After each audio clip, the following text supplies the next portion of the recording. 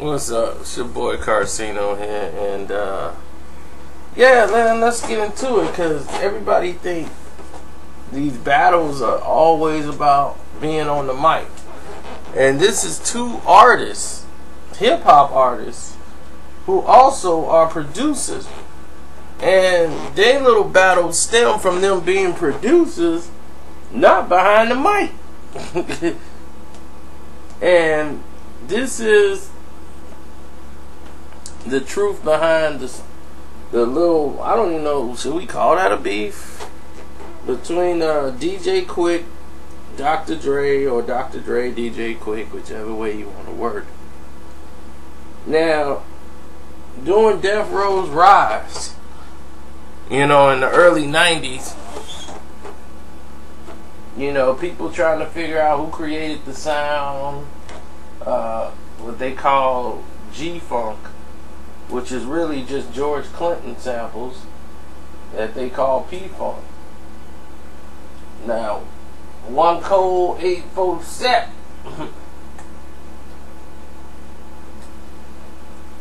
Now, it's some people that had it, like Cocaine them style.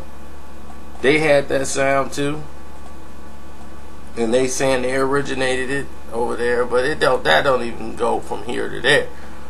And DJ Quik, who was connected with the Pirus or the Trees or whatever you want to call them, and that's blood affiliated for the rest of the world. But see, that's what they called them. Some bloods was called Trees, and that's what he was clicked with. But Suge loved him, brought him in, because he's keeping it real, keeping it real. Yeah, Suge would always say, "No, keep it real. You keep it you keep it real."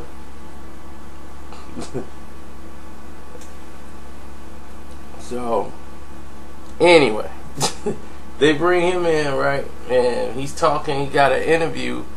Like, they supposed to meet in the meeting, but he meet Suge in the hall, and he was Big Suge, and she was like, "Yeah, my man Quik, what's going on, Quik? You ready to work? You ready to work? Huh? I tell you, man, you're gonna be a millionaire before the year's out. I'm gonna make you $1 million. Don't worry about them record deals, man. Them some bitches. I buy their ass out. You Death Row. This David Kenner, this your lawyer. David gonna take care of all your problems, man. We gonna buy them motherfuckers out. You don't worry about nothing, man. You ain't even gotta rap. I'm just gonna have you producing. You get by there, do your editing. That's all you gotta do." So, after that, that's all Quik needed to hear. So Quik get behind the cues, and he started working on Murder Was the Case. Because they was having conflict with Dre, getting Dre to do work. Like, Dre come in when he feel like it, and he just put his name on stuff. But that's what the agreement was with Suge. Like, he wasn't going to be in the studio all day. He was going to have these other dudes producing beats and coming up with sound. And they was cool with that. Just use the name. And then pay these young boys, and that was the game. They were jerking Daz like that too, so Daz got in the mix a little bit because he got a little heated over a track he did, and they put Dr. Dre's name on it, and they was, "Dude, we trying to sell the track. Relax, man. Don't worry, we selling the track. We'll start putting your name out there when your name get bigger. This is how it works with everybody in the industry. You just don't come out with your name on the track. Now, if we put Dr. Dre on there, made by Dre, or made by Daz, which one you think gonna blow?" So they had to do that over and over with Daz. With Quik know the game, but Quik ain't even involved in that. He just care about mixing and mastering, and should buy him anything he wanted, and he could smoke as much weed as he wanted. So Quik was cool. Quik bills was paid. He ain't had nothing to worry about. All he had to do was come to the studio and lace some stuff.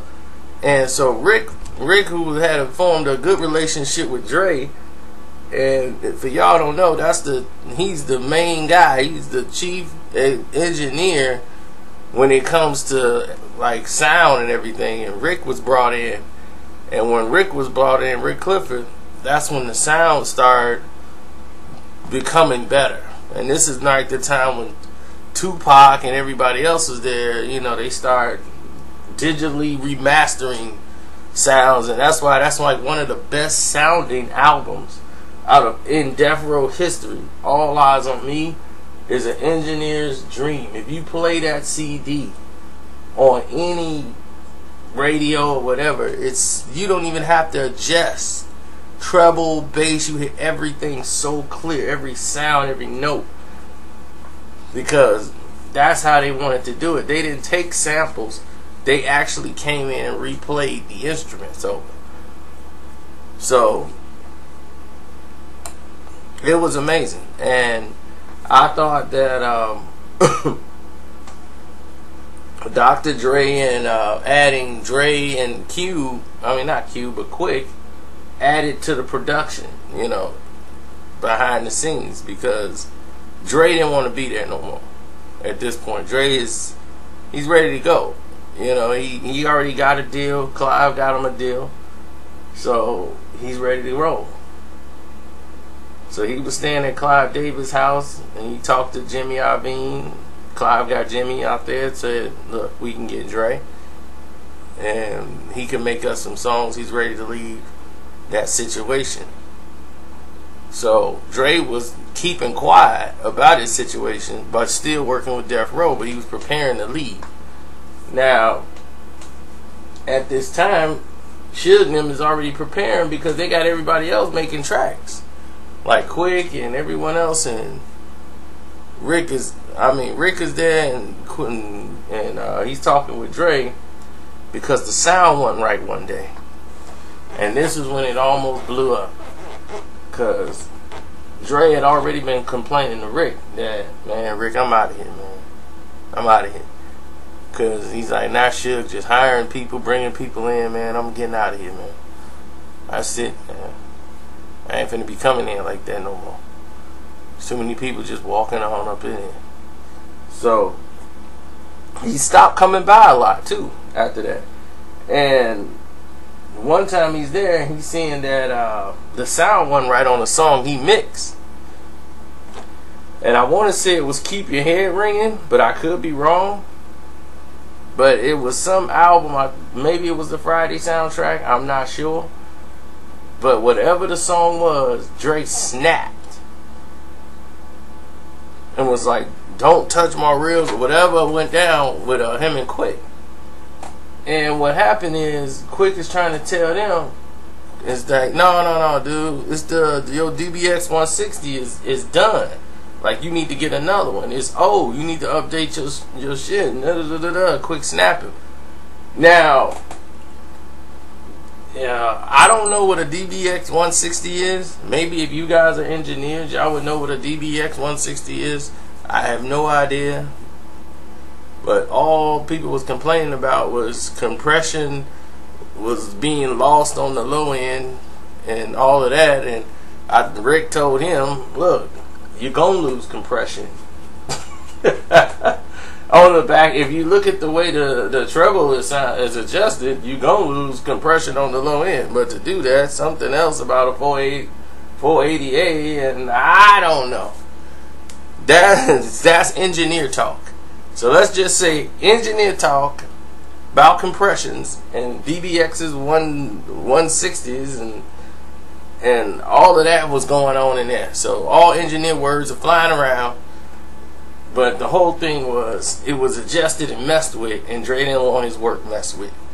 And Quik got in there and messed with Dre's work, and Dre was like, I don't need you to finish my work. Work your thing, don't touch my thing. I know how to do what I'm doing. Just do what you doing.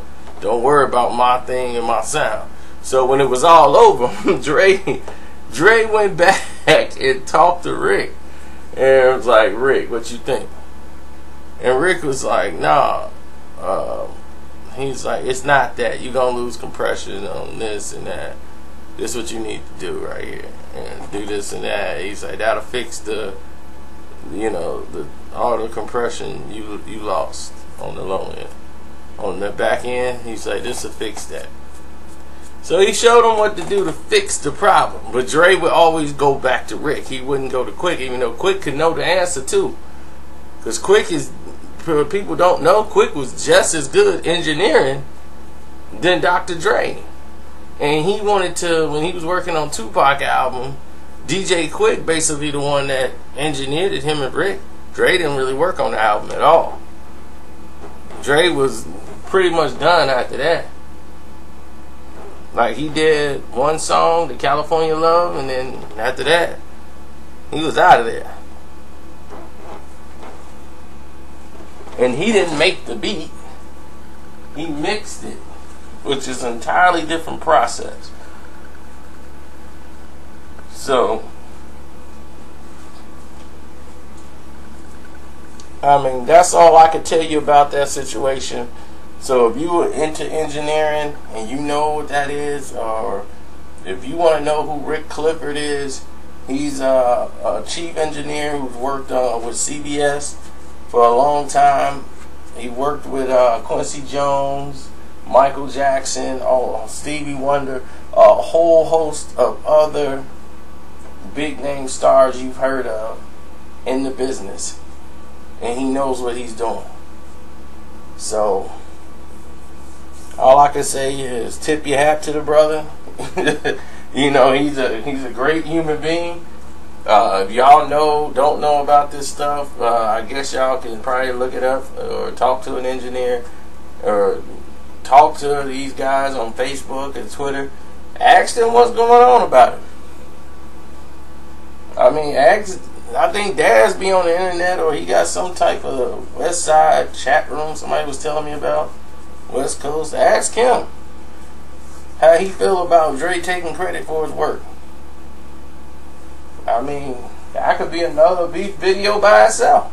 But it's cut and dried that it was so many times they had to like calm Daz down, and then Pac and Daz when it had some words, and it was about like, man, oh Dre, you making the beats, you tracking them, I'm gonna work with you. You know what I mean? Cause this nigga around here, goat mouth, ain't worked, taking 8 days to make one beat. Man, Dre out of here, man. Daz, I'm gonna work with you. You ready later? Let's lay it. So that's how Pac worked. If you in the studio, you got a beat, you want somebody on it, I'm here, let's lay it. Let's go. And that's how I work. So I could relate. So for anybody who ever in any life thought I would have a problem with Tupac Shakur, period. Like, you hate Tupac, that is the dumbest thing a human being could ever say.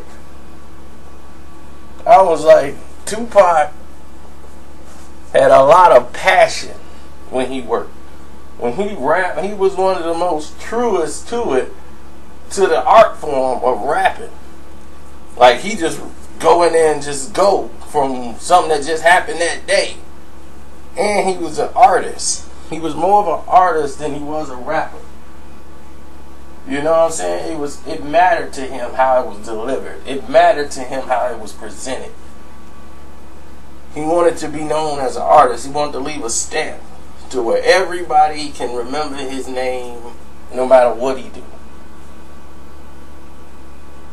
And he wasn't somebody who wasn't going to work to get that. He knew work is what it took to get it, so I'm going to put it into work.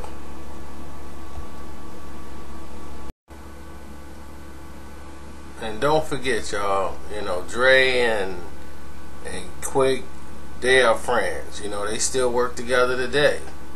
I mean, I don't think it's as frequent as it used to be. I mean, when he was doing 50 Cent's album, you know, Quik did some drums and did some helping with the mix and stuff. I mean, that's what he do. I mean, Quik is very good, but he's a product of not Dre, and I don't want people to think he's a product of Rick.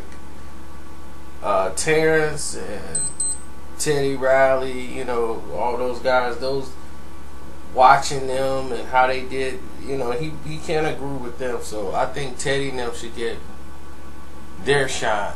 You know, Teddy Riley, when it comes to Quik, you know, learning what his trade was. And he was just as good as Dre. You know, that's what a lot of people don't know. Dre has his own style and order of doing things. But as far as the end result, I think Quik is just as good as Dr. Dre. So, of course, Dre's name's going to hold more weight. But he was just as good as Dre. And it's just a competitive respectfulness, you know, about each other, where he don't want to have Dre's name overshadow his work. He wants to talk about basically things about him and his success, or the people who really molded him. But whenever they talk about Quik producing, they bring Dre name up, you know, because the general public, they don't know any better. They don't know anything behind it. They just be thinking Dre is the end all be all of all mixing and mastering and producing. So, you know, not to say Dre's not good. I think Dre is fantastic. It takes him a long time to perfect what he's doing, and that might irritate the masses, but the finished product is a masterpiece. So he's doing something right.